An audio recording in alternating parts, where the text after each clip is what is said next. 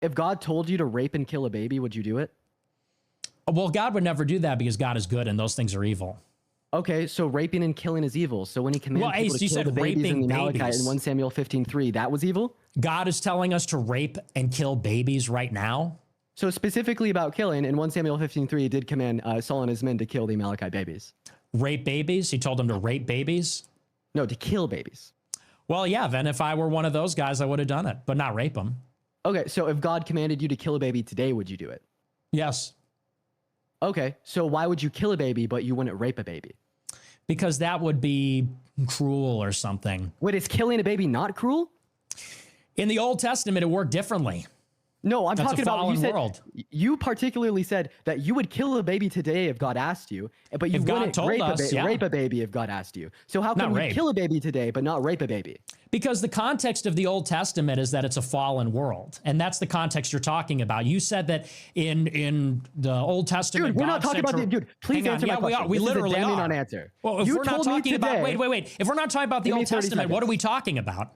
About the fact that you told me today, if God commanded you to kill a baby, you would do it. And then I followed that up by asking you, if God commanded you to rape a baby, would you do it? And you said God no, would do that because that's it's evil. Cruel.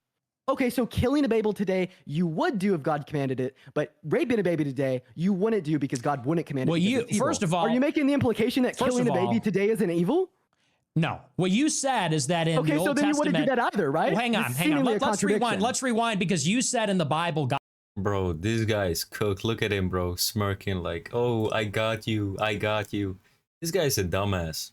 Really, I think the Bible and all these books and like teachings and like all like writing when it comes to like spiritual stuff, it is really meant as a guidance. You read stories like Jesus walked on water or something, David and Goliath, something. And you're supposed to understand what that means. Like, what does it truly mean? Right? Now, there are some religions that take the written as truth, like that is the word. And it's a very, like, how do you say it?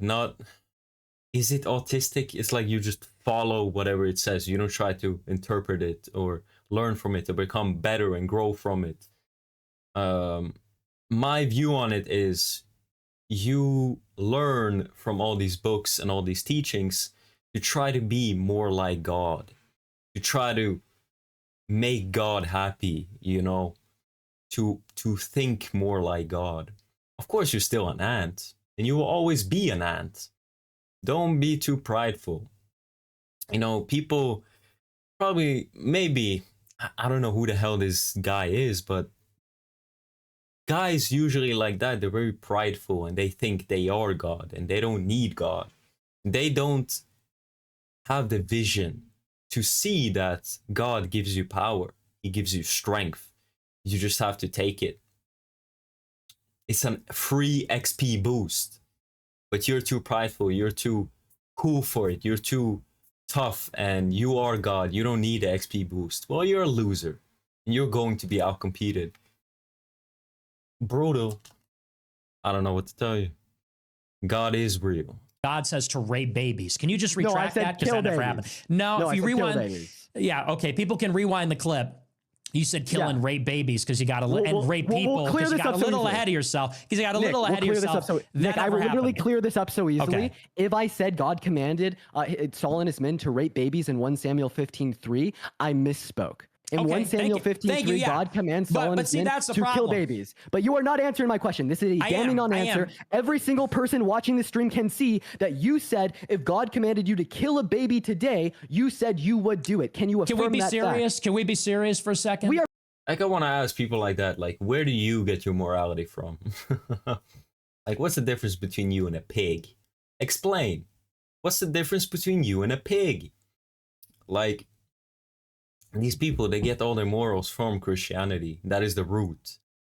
And they don't even see it. They're like, people are just inherently good. It's like they believe in like these like fundamental Christian beliefs, but they don't acknowledge that. They kind of spit at that fact. And yeah, one last thing. Like, who would you hang out with? Me, who's a positive, well, I'm usually a positive guy. I don't really cause much trouble.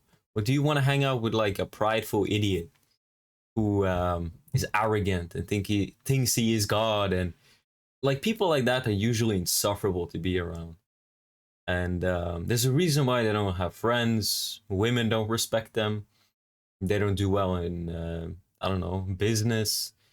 Like, these people are miserable losers, and you should not take advice from them. You should not listen to them. Everybody who has something going on, they believe in God. I see that. You're being dead serious. Can you affirm the fact that you said if God told you to kill a baby, Can we be serious? Can we grow up? Why won't you answer my question? Well, because we're talking about the Old Testament, are we not?